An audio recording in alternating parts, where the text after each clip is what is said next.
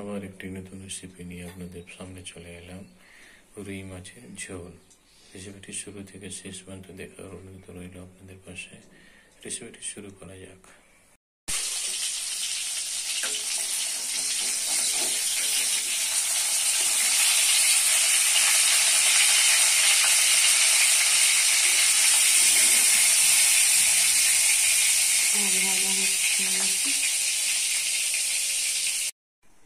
মাছ ঝালের জন্য দিচ্ছি সয়াবিন অয়েল,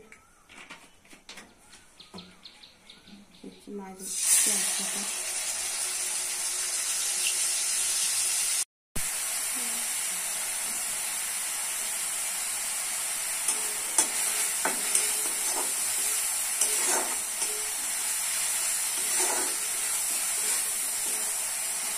পেঁয়াজটা লাল হোক।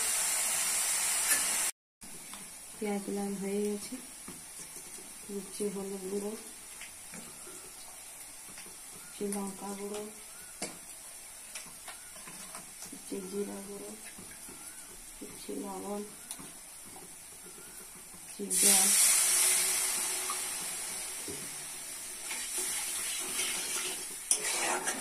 ভালো করে কষে নিতে হবে।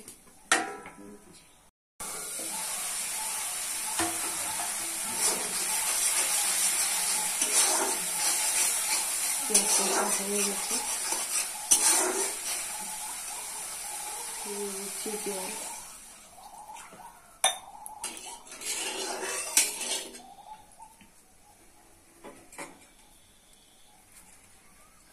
দিচ্ছি মাছ,